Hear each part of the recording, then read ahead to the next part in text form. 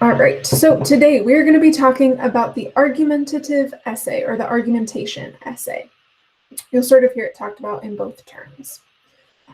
So on your actual AP exam, you're going to be writing 3 different kinds of essays, right? So you're going to have whatever it is, 2 hours and 15 minutes or something for 3 essays, right? You're going to write a synthesis essay, a rhetorical analysis essay, and an argumentative essay. So we've already learned the rhetorical analysis essay, right? We've done a lot of practice with that over the past month. For the next month, we're going to focus on this argumentative essay, right? Really delving deep into what this looks like and how do we do it effectively. So I want to make clear, this is a different format. And when you look at the prompt, you're going to notice right away that it looks really different. But in some ways, it's not as different as you think. So I want us to go over some of the similarities between the argumentative essay prompt and the rhetorical analysis essay prompt. And then we'll go into some of the differences. So for the similarities, just like in a rhetorical essay prompt, you're going to need to write a defensible claim, right? An argument or a claim that you can support or that needs defense. Just like in a rhetorical analysis essay, you're going to focus on your commentary that will defend your claim, right? How can we have the best examples? How can I explain my reasoning of how I came to this claim? You're going to need evidence to support the claim, just like in a rhetorical analysis essay. You're still going to be considering who is the author or authors of the various examples that you're bringing in, and who is their audience, and how does that impact the tone, the appeals, the choices, and how does that relate to your claim? And then last thing, it's still going to use a clear and effective essay structure. We are going to look at some ways that that essay structure might be different, but you still need it. And in a lot of ways, the basic structure that we learned at the very beginning of class, right? Hook, background information, thesis, topic sentence, evidence, commentary, concluding sentence, all the way down to your restated thesis, your so what statement. All that basic essay format is the same. Okay? And it has a very similar rubric, right? There's a couple of ways that if we get into the nitty-gritty of the rubrics, they look different. But ultimately, it's still a row A, thesis, 0 or 1. It's a row B, evidence and commentary, 0 through 4. And it's a row C, sophistication, 0 or 1. Right? They're very similar. In terms of differences, the ways that this essay is different than the one that we've been doing for the past 4 weeks is that in the rhetorical analysis essay, you are given a prompt and a passage, right? You're given essentially a page of reading to do, and then answering some questions about that, using quotes directly from that passage. In the argumentative essay, there is no passage provided for you, right? In the argumentative essay, you have to bring the examples, the evidence, all right? It'll give you a little bit longer of a prompt, sort of something to consider, and then a question about that, and you bring the evidence to the table. The other big difference in terms of your essay structure is you're going to refute a counter argument, right? So essentially what that means is you're going to acknowledge the, I'm going to call it the other side. I think that's a little bit too simplistic, but for the time being, you're going to acknowledge the other side and tell us why they are wrong, right? So if we're going to use colloquial phrases, while someone might say blank, this is wrong because look at this amazing example I have that proves how right I am. Okay. So let's go ahead and look at the format for the argumentative essay. And just a heads up, as we're going through this, I'm presenting these things on the screen, but you can also look at today's assignment, the U3L1 format of the argumentative essay, and it has all of these links in it if you want to look at them on your screen. So just like the rhetorical analysis essay, this format is very similar, right? It really is a basic essay format with a couple of tweaks to make it appropriate for the argumentative essay. So the first big difference is that, like I said, in your body paragraphs, you are providing the evidence. You're providing the examples. It's not going to give you a passage to look back at. You can choose examples that are from your own life, your personal experience, from history, historical events or issues, entertainment, science, politics, current events, readings that you've done in the past. You can use pretty much anything. You just want to make sure that your example is at a college level and would be familiar to a professor. Okay. For most of you, that will be relatively easy to accomplish. Basically, if you are referencing something that you learned about in class, any class, you're probably on the right track, right? Like I said, you can use examples from history or current events. So you might have heard of these things in an English or a history class. You can refer to things from science. You might have heard about it in a biology or a chemistry or a physics class, right? Those are typically your best or better examples than like, even though you can acknowledge entertainment, an example from Paw Patrol probably isn't going to help you very much, right? Your Dora the Explorers, your SpongeBob SquarePants may or may not be effective, okay? So you want to make sure it's college level and could be familiar to a professor or a teacher. The other big difference is in at least one of your body paragraphs. I have it listed here as body paragraph 3, but it could be in any of your body paragraphs. You're going to want to refute a counterclaim, right? Essentially state that there is another position on this issue.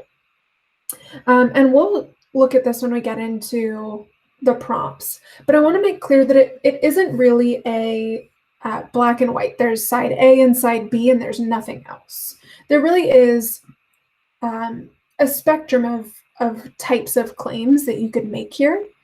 But you're going to think about somebody else might state a claim that is different from mine.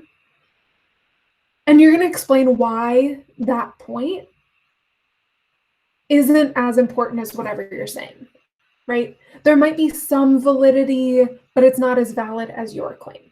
It might be partially true, but your side is more accurate, right? Or it's just completely false, and you have a great example to prove why you are correct. Okay. Other than that, it's very similar, right? So then let's look at an example prompt. And this is the example prompt that we're going to be using for this assignment. So it says, in 1981, Irish author Oscar Wilde observed, disobedience, in the eyes of anyone who has read history, is man's original virtue. It is through disobedience that progress has been made, through disobedience and through rebellion. Wilde claims that disobedience is a valuable human trait and that it promotes social progress. Write an essay that argues your position on the extent to which Wilde's claims are valid. Use appropriate examples from your reading, experience, or observations to support your argument. All right, so I'll point out that for this assignment, your U3L1 format assignment, you're going to need to annotate this prompt. So let me show you some things that you're probably going to want to annotate for. Right? Much like how we paid attention to the rhetorical situation, there are elements of that you'll want to pay attention to here.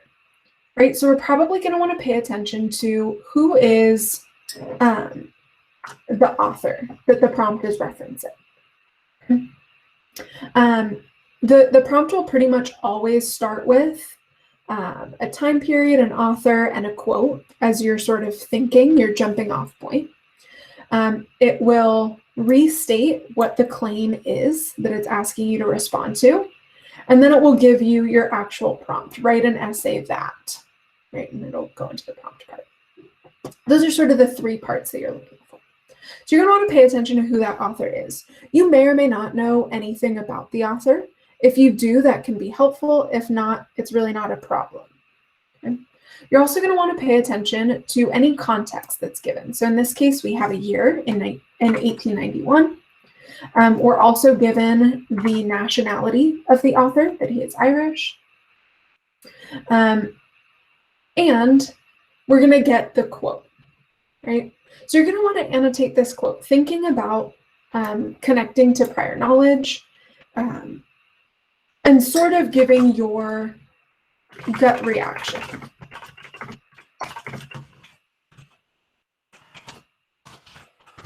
Right? When you read this quote, do you agree with it? Do you disagree with it? Does it feel really right or wrong?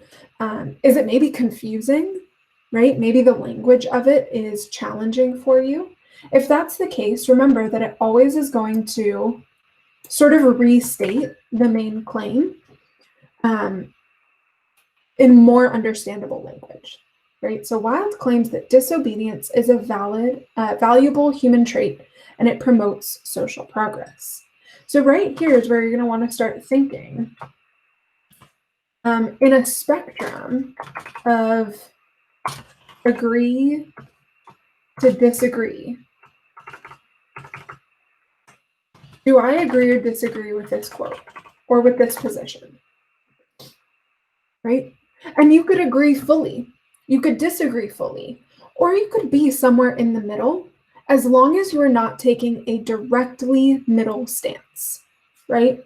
This is an argumentative essay, so you need to take a defensible position. And it's not defensible to say, there are 2 sides here that are exactly equally valid, and I will not take a side. That is the only position that you cannot take, right? But you could take the position that I completely agree, I completely disagree. You could take the position that while civil disobedience is important, it's not the only thing that creates social progress, or though civil disobedience can promote social progress, it is not the best way to promote social progress, right? You can take lots of different positions within that, right? Then here we have our actual prompt, what you are going to do. So we're going to write an essay that argues your position on the extent to which Wilde's claims are valid, right? So again, you could take any position on that spectrum except for 50-50, right? He might be 75% correct. He might be 75% incorrect. Can't be 50-50. And then you're going to use appropriate examples from your reading, experience, and observations to support your argument, right? So here you're going to choose a position, right? What are your thoughts on that, on Wilde's claim? And then you're going to start brainstorming examples. I'm going to suggest that you start with 4 to 5 examples. And the reason why is that when you are choosing from your own mind, the first thing that comes to your mind may or may not be the best example for the essay that you end up creating, right? So when you're working just on the prompt, just on your outlining, your pre-writing, you should take the time, because you don't have a passage to read, right? You have a little bit of extra time to spend on your pre-writing piece. Take the time to go overboard, right? Think of 4 or 5 different examples that could support your position, and then go back and select the 2 or 3 best, the ones that add the most variety or that cover the claim the best, right? So once you've done this annotation piece, then you're going to want to write a thesis, and that's the other part of today's activity. So when you're writing an argumentative thesis statement, just like with rhetorical analysis, you need to read between the lines of the prompt, right? The prompt is written in sentences. You need to go through and find the hidden questions, right? What questions am I actually trying to answer in this prompt? So when you're looking at what you're actually supposed to do, I broke it down into 2 pieces because there are 2 sentences, right? The first is that you write an essay that argues your position on the extent to which Wilde's claims are valid, right? So the questions that you're actually answering here are, is Wilde's claim valid? Do you agree or disagree with his position? And to what extent? Right? The other part of the prompt that we're going to find some hidden questions for says use appropriate examples from your reading, experience, or observations to support your argument. So you're going to try to break that down into what are those hidden questions. Here, we're looking at what examples do you have? Are they from history? Are they from readings that you've done? Are they from your own life? And can you show how these specific examples led you to your thinking about your position on this claim? Right? All of that, all of those questions can be things that you brainstorm on your annotations and will lead you to a single thesis statement. Right? And then, of course, most important when you're writing your thesis is to make a defensible claim, right? Create something that you can defend. Okay, so it's not defensible to say both sides are completely equal. It's not defensible to say Wilde made this claim without making a claim of your own. Right? So you need to really take a defensible position. So with that, I'm going to have us actually write some thesis statements. Go through this process of annotating your prompt and then writing your thesis statement. Okay, and then we can look at them together and see which are most successful and how we can emulate those successful thesis statements. All right, so I'm going to go ahead and stop our recording. I'm going to ask you to take 10 minutes to